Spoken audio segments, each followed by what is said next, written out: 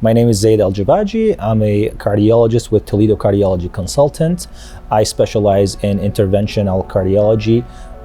My passion has always been in complex coronary intervention and chronic total occlusion, as well as advanced mechanical support and cardiogenic shock management. That passion led me to Detroit, Michigan to complete training in interventional cardiology, as well as what we call CHIP, is a complex indicated high-risk percutaneous intervention and advanced hemodynamics. So what is cardiogenic shock? Basically, it's a condition where your heart is not able to provide blood and oxygen to your vital organs. Your brain, your liver, your lung, your kidneys.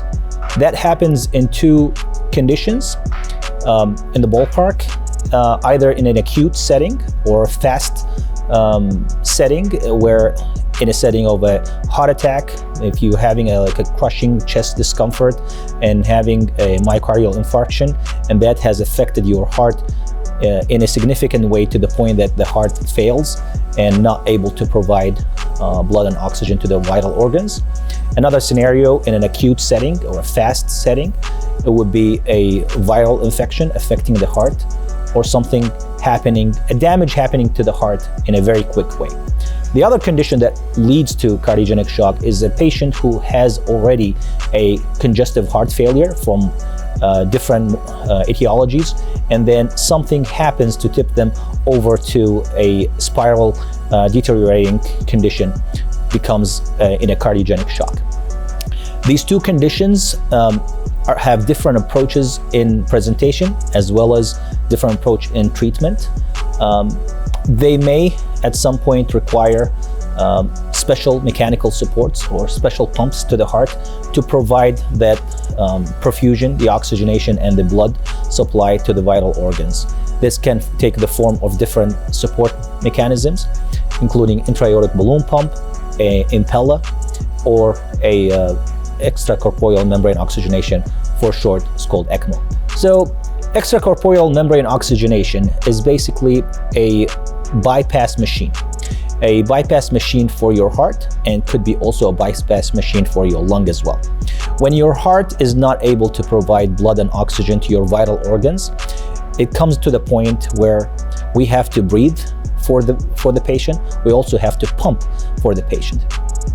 If someone is having cardiogenic shock and not able to support their vital organs, we have to at least temporarily put the heart to rest and bypass its function to provide the vital organs with necessary perfusion to survive.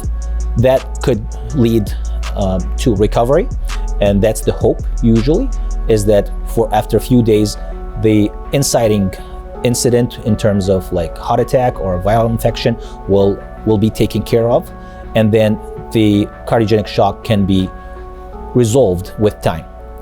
The other option is that if the condition does not resolve, we can bridge the patient into a more advanced therapy, saying that a heart transplant, or maybe an advanced mechanical pump, durable pump that can be discharged. For short, it's called LVAD, left ventricular assist device. Many people who end up on mechanical support, such as ECMO, would eventually get off that support and recover and live a normal life. Sometimes they may not, the heart may not recover fully, and they will need an advanced therapy such as a heart transplant or a durable mechanical support they can be discharged with, which is called left ventricular assist device, LVAD for short. An Impella is another mechanical support device.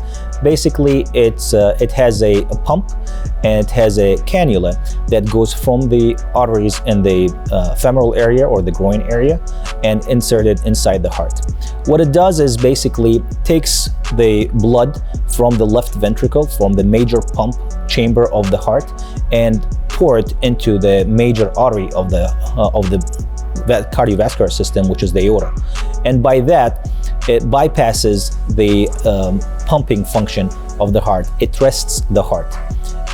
Having congestive heart failure, having cardiogenic shock will increase the pressures inside the heart, and that's why patients have difficulty breathing.